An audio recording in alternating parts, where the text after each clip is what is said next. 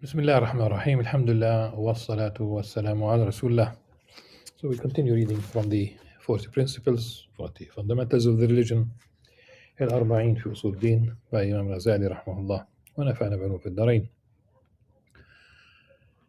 And this principle, about on stinginess and the love of wealth, we have reached the following subtitle: the reality of wealth in respect of blame and praise.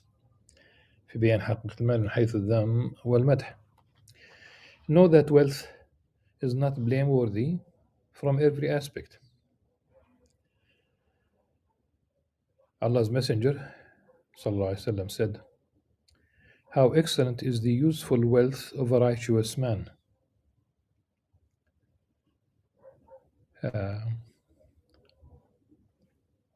I would first of all, it's not a hadith at all. Second, inshallah, the meaning is beautiful and it's sound, inshallah, the meaning. Now the translation, because the text says نعم المال الصالح الصالح twice للرجل الصالح الصالح الصالح.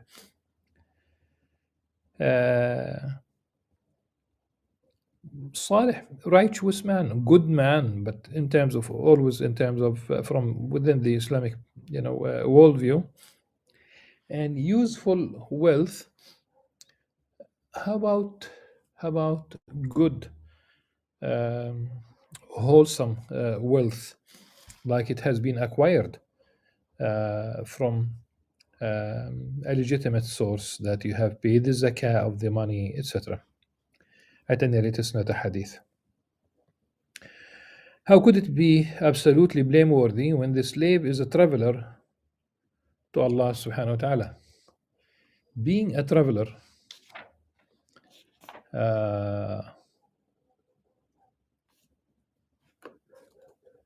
and how about this to being a traveler? The world is one stop along his journey.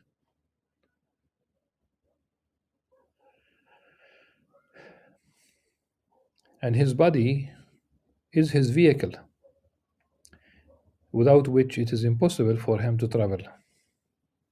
Okay. First of all, there is a hadith of the Prophet ﷺ, in which he described this life as like a man who he was traveling and sat in the shade of a tree. كرجل استظل تحت ظل شجرة. I'm simply extracting this phrase from the hadith.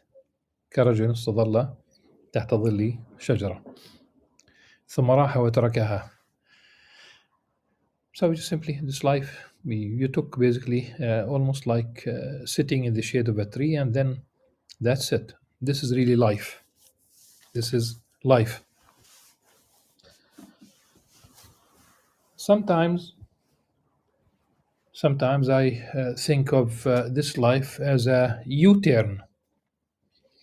What's this U-turn? We began in the garden, the story of Sayyidina Adam alayhi salam. He was expelled.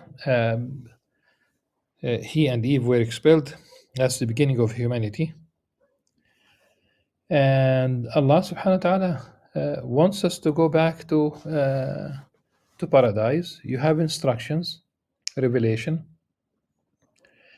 and this U-turn is this life. Of course, some people might choose a different exit, still has to make this U-turn, but at the very end of the of traveling, there is one exit that says paradise, there is one exit that says hell. Waliyadu billah. Simply to say that this is really at Al-Aqsa Mosque yesterday. We prayed the noon prayer, And usually, before this, before this, the events that unfolded during the last few days, we used to have usually hundreds of people coming from different parts of the world, including from cities far from Jerusalem, and they used to pray the Asr along with the noon prayer. Like we will be done with the noon prayer, then they will join it, shorten because of they are traveling, and there will be a second call for the prayer, not on the loudspeakers, because this is really about the people who are praying. Otherwise, people will internally inside the buildings at Al-Aqsa Mosque, so people could hear it, and maybe part of the courtyards. Uh, so yesterday, somebody said something like whether there is such a prayer is going to take place, because practically people cannot come. People are turned away from Al-Aqsa Mosque. Also, that's another aspect. Uh, Not only youngsters, really. I know of someone who was 71 years old who was turned away, but he just went into a different gate and he made it inside. And people, I expect that people also tomorrow, Friday, youngsters like people below 50 probably they will not be allowed at Al Aqsa Mosque at noon exactly. I could hear the bells of the churches in Jerusalem inside the old city, and also in the vicinity, like the foot of the at the foot of Mount of Olives. So it was 12 sharp, and I took pictures, and I took the pictures precisely because the mosque was empty. At any rate, the whole thing, I mentioned it because when someone asked about travelers, someone else commented by saying, "Aren't we all travelers?" So somebody asked whether there are travelers who would like to pray the afternoon prayer, and somebody else said, "Aren't we all travelers?" So the first one was speaking about covering distances, relatively speaking, long distance, not you know and the comment was about traveling to the hereafter, that ultimate people are here temporarily. And I think it's important to realize one's path, that the nature of this life, um, whether you whether you have wealth or you don't have wealth, in both cases it is temporary. If your wealth is wholesome or not, it is haram. This life is temporary, so you might as well just make it halal, inshallah. So how could it be absolutely blameworthy when the of course when he said let me just catch up. um, so he said the world is a field for cultivating the afterlife.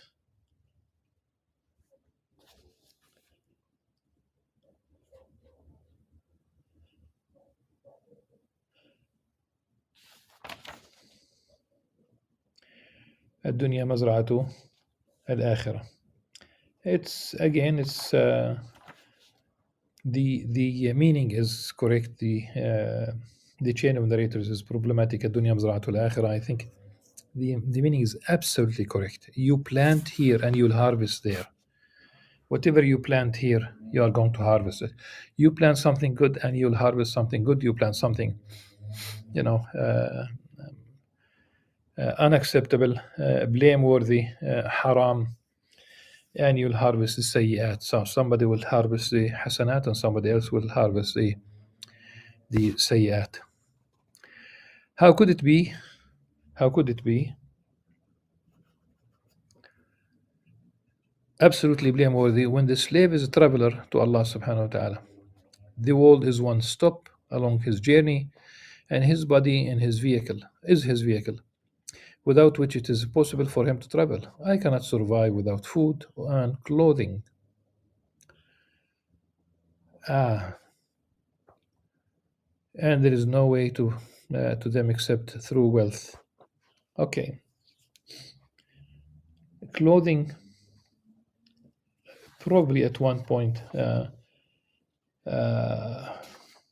you might be able to survive without clothing if you are somewhere where the temperature is um, moderate. It does not get extremely cold, but it's food that you cannot survive without drink, without food. And the right now there is no food and no water and no electricity going to the 2.2, 2.3, 2.5 million Palestinians in the Gaza Strip. It's a very sad story. When Russia did what it did to Ukraine, the from the the European Union made statements that this is really an act of terror. But of course, once it comes to the Palestinians or probably the third world at large, uh, it becomes acceptable double standard at best.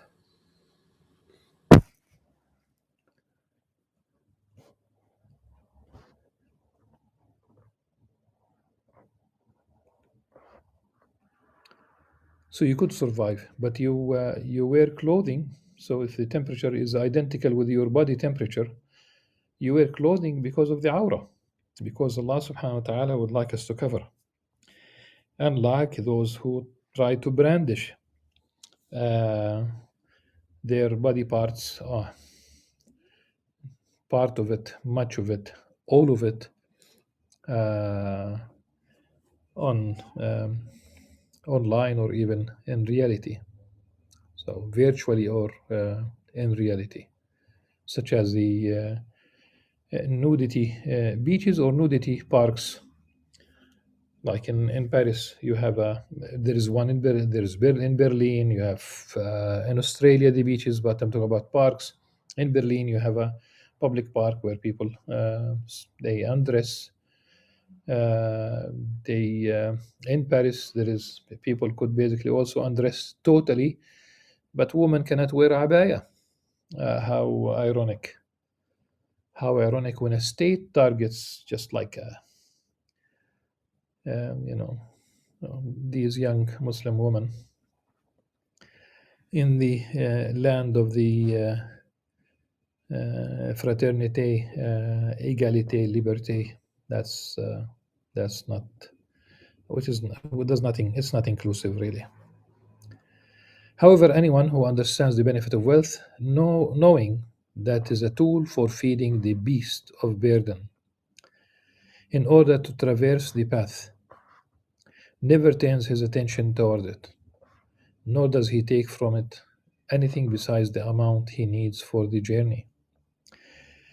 Uh, if he limits himself to that, he is happy with it. As the Prophet ﷺ said to Aisha radiallahu anha, if you want to meet me, to meet up with me, then be content with the traveler's provision for the world, and do not get a new garment or discard an old one until you wear holes in it. Now, it's a very weak tradition. It's a very weak tradition. And even the translation of wearing holes in it, where really it's about patching it, literally, but still it is a very weak tradition. ولا تخلعي قميصا حتى ترقعيه. It's ضعيف جدا. And the next one is Muttafaq alayh, narrated by Bukhari and Muslim. The Prophet ﷺ said, Allahumma ja'al quta ali Muhammadin kafafa. He ﷺ said, Oh Allah, make the food of Muhammad's family only what they need to subsist. That's Muttafaq alayh. Yes. And that would be really, I would say, a challenge compared to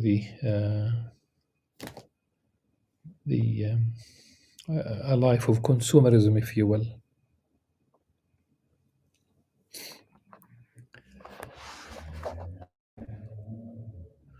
On the other hand, if a person exceeds the sufficient amount, he is destroyed.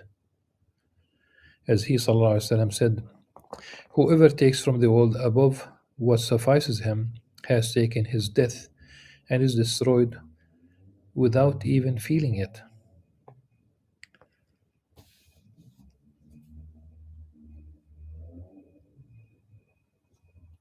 We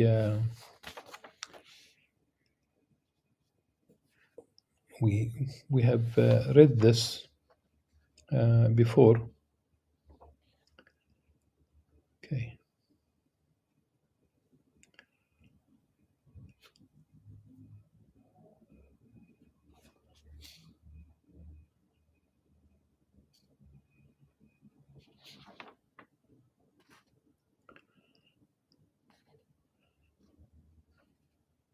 Yes. So if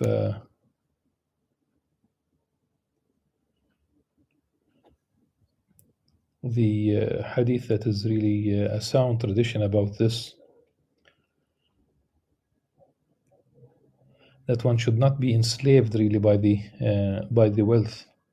Ta'isa abdul dinar, and we have read this yesterday.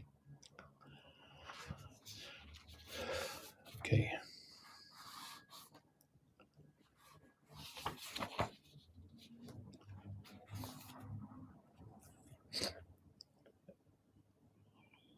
فالزيادة على قدر الكفاية مهلكة من 3 أوجه. So but we will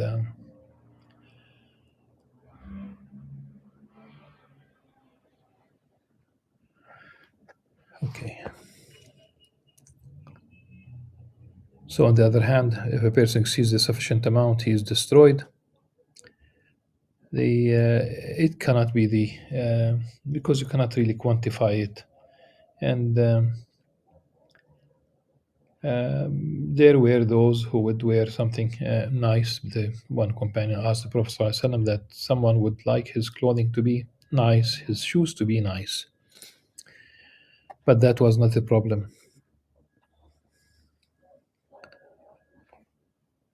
I think so. The problem is attachment. You could have more, and you could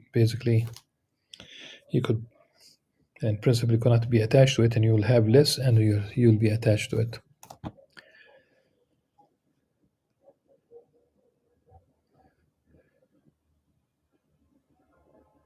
Likewise, the traveler. Likewise is the traveler.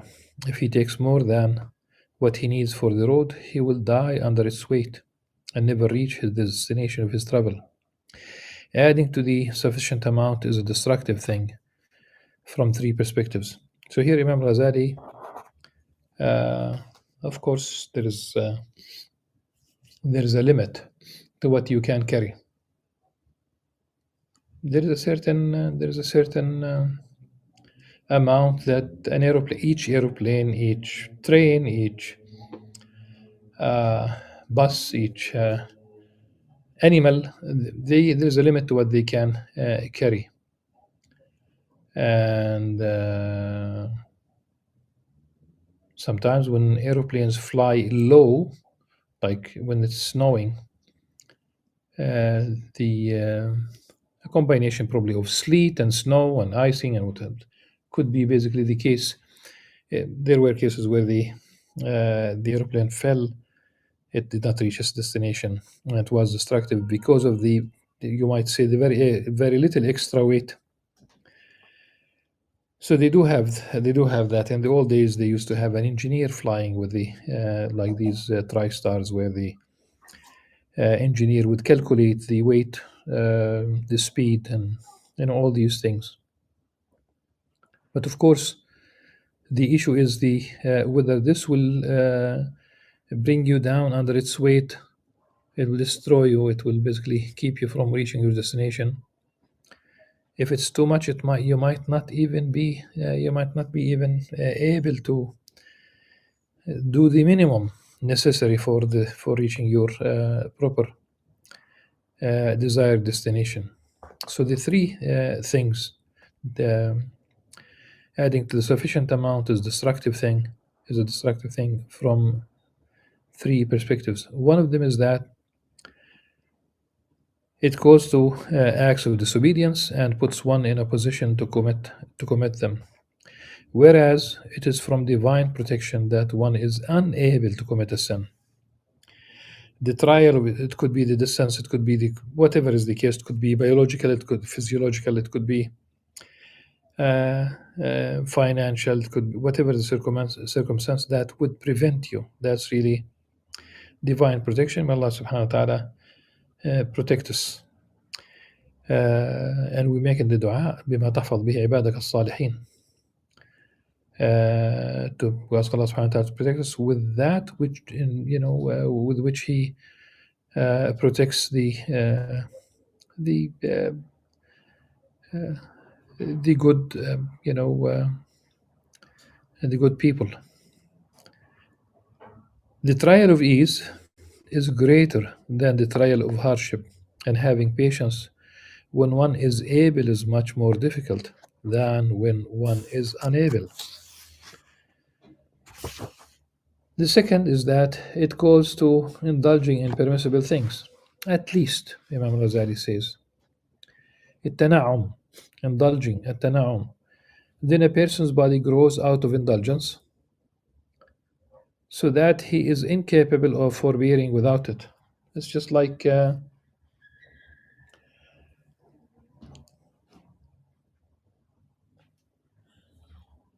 now this issue is about getting used to indulgence. I mean, if the kids are never exposed to any hardship, that is really wrong. Hardship, I'm not really making life difficult for them. Just like let's say that every now and then there will be no hot meal, because that's not the case. There are those who will not have hot meal in a very, very long time.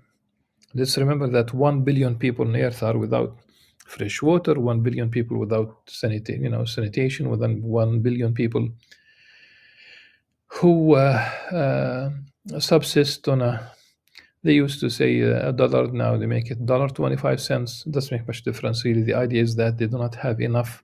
Many people hardly have one meal a day, and they suffer from malnutrition. And the idea is not to complain about food. That's the issue. Every time, when we remember that at one point, Sayyidah Aisha, may Allah subhanahu wa ta'ala be pleased with her, she said that at one point there would be 2 months in a row when they would not ignite fire to cook, because there was nothing to cook, and they subsisted on water and dates, except that every now and then somebody from the indigenous people of Medina, the Ansar, would send a gift of milk to the Prophet sallallahu alaihi wasallam. 2 months without cooking food. And some husband might make, when they go home, they don't find cooked food, they might make a very big issue out of it. If there is, enjoy it, Bismillah. If there isn't, just also, the Prophet ﷺ used sometimes simply to continue fasting when he would not find anything to eat. That's in the not in Ramadan, of course. I mean, uh, he would, be with the pray Fajr with the companions, teach them, stay there in the mosque, and until they attend sunrise. And when he goes home, he will not find something to eat. He continues that day fasting. You could do this in voluntary in the fasting. In during Ramadan, you need to have the intention for fasting from the night before. This is the at least the Shafi'i school. The second, so we said about the second is that okay, it goes to indulging the in permissible things. At least this paragraph ends with the hadith: "Love of this world, love of the world is the head of every transgression." Uh, the hadith is daif, and some people said that even it is forged, mawdu', and it has been attributed to several people. Let me just mention one, Bayhaqi in Shu'ab. He attributed this to Al-Hasan al-Basri. And there are those who attributed him to Ali bin Abi Talib, and doesn't make much difference. It's not a hadith. حب الدنيا رأس كل خطيئة.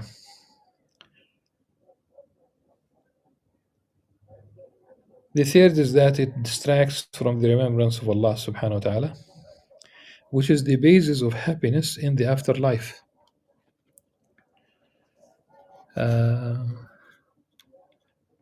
There's nothing like dhikr. May Allah subhanahu wa ta'ala enable us. Imam Al-Ghazali would divide the time after Fajr, for example, would divide the time after Fajr into 4 parts. And after Fajr is not only time for dhikr, but throughout the day, throughout the night, whenever you are capable. And one part for reciting the Quran after Fajr, one part for dhikr, one part for supplication, for dua, and one part for contemplation.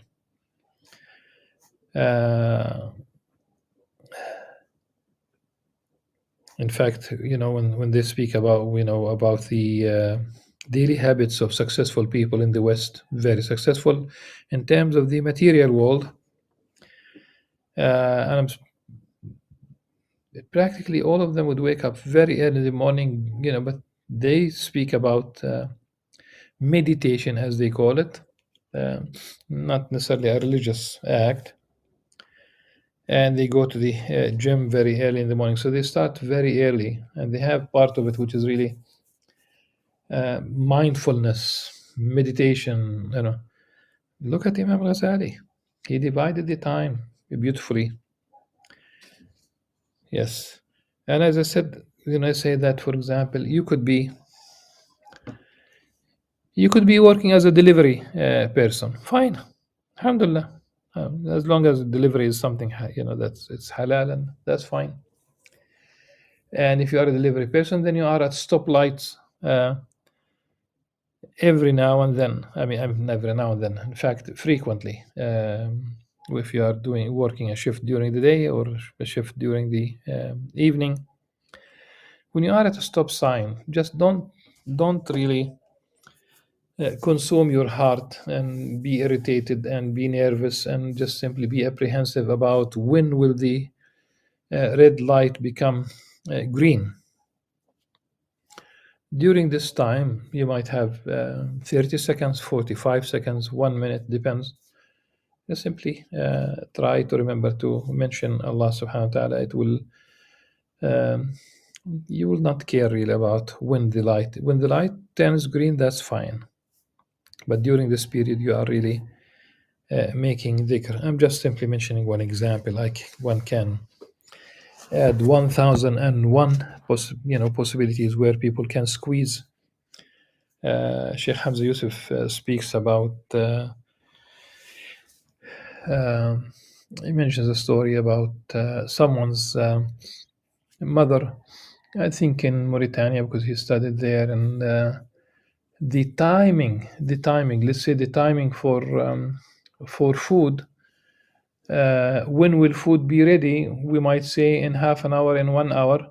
I think her response would be quantified in terms of the length of reciting a chapter of the Quran, or making salah on the Prophet ﷺ, or making dhikr in any form, such and such a number. She would know how long it would take in terms of recitation, what have you. And that's something beautiful. That's something good, because it's normative for them. She doesn't need to speak in terms of minutes or hours. She speaks in terms of surahs and dhikr, and it is dhikr anyhow. So we'll just complete this paragraph, inshallah. So the third is that it distracts from the remembrance of Allah subhanahu wa ta'ala, which is the basis of happiness in the afterlife, for it crowds the heart with the disputes of farmers, keeping account of partners, thinking of cautionary plans concerning them, planning how to increase wealth, how to first acquire it, preserve it, secondly, and thirdly, make use of it. All of this is from among those things that blacken the heart, preoccupy, remove its clarity, and distract it from remembrance, as Allah subhanahu wa ta'ala said, Al-Hakum Takathur. The mutual seeking of gain has distracted you. That's it's about the wealth. So inshallah we will continue. But Imam Al-Ghazali says, Al-Hakum Takathur, to the end of the surah, as it is said in Arabic, إلى آخر السورة. And in fact, حتى زرتم المقابر.